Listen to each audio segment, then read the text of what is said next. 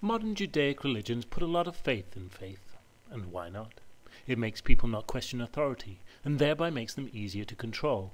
Religious authorities have long realized the necessity to bully society into obedience, hence the invention of hell and the persecution of the free-thinking infidels. Jesus tells us to judge them by their fruits. What are the fruits of Judaic religion? Wars, persecution, inquisitions, crusades, and hatred, all in the name of a God of peace, love, and understanding. People adopt blind faith for many reasons. Some need it to console them for the pain, suffering, and injustice of life. Some need the self-deceit to strengthen them in life's struggles, and some take to faith out of fear of hell or social rebuke. Real faith is not blind. Real faith is not self-deceiving. Real faith is not adopted under duress. Blind faith is false faith, a poor foundation. How much less in them that dwell in houses of clay, whose foundation is in the dust, which are crushed before the moth. Those whose faith is not well founded will discover it has crumbled when put to the test, as it inevitably will be. And if they dare to think that they should put their faith aside and search for real spiritual truth, many religions will threaten them and claim that blind faith is the only way to God and to heaven.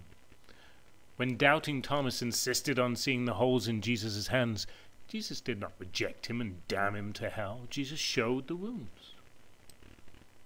Once you have established your faith on a solid foundation, you will not need to see the holes in Jesus' hands. But if you have no faith, then it is better to ask Jesus to show you the holes in his hands than to be faithless. It is better to have the lowest place in heaven than the highest place in hell. When a child gymnast first attempts the beam, they continually look down, hesitate, and second-guess their every move. When they are able to forget the beam and perform their moves without a thought, then they can achieve miracles. So it is with faith. When we can live our lives on a properly founded faith, then we can perform miracles. Sometimes, in order to find faith, one must first lose it.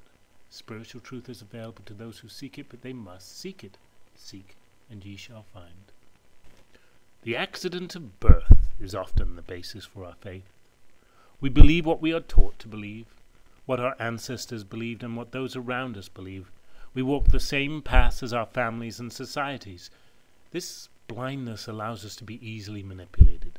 Blind faith gives us over to evil forces. Blind faith has driven us to burn, crucify, torture, sacrifice, all in the name of God, or gods, or Hitler, or David Koresh, or Jim Jones at all. When ancient people watched priests perform human sacrifices, some must have felt uncomfortable with it. Some must have grieved over the loss of life. But it would have been hard, maybe fatal, to speak out against it.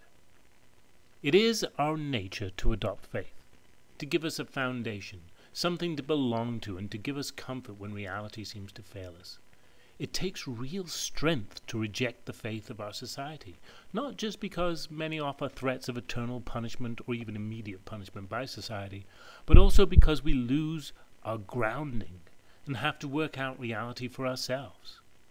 By putting aside faith, we not only remove ourselves as a tool for manipulators, but we allow ourselves to seek the truth, to awaken to reality. And this is the first step to finding God. If you maintain blind faith despite seeing flaws in it, then it is a form of self-deceit, and it is impossible to enter God's presence with a lie. God cannot be seen if your eyes are shut, and blind faith is blind. Well-founded faith is absolute. It is knowing. It is an awakening to the truth.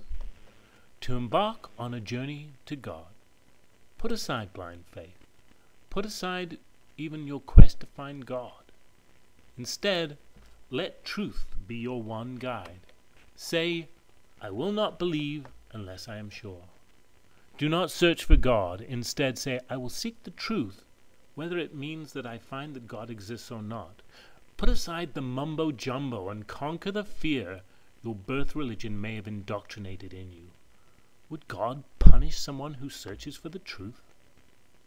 To find the truth, you must let truth be your guide. Never accept anything on faith. When you find real spiritual truths, it is like awakening. They appear and you say, of course. The dream fades and you see reality, and it is good.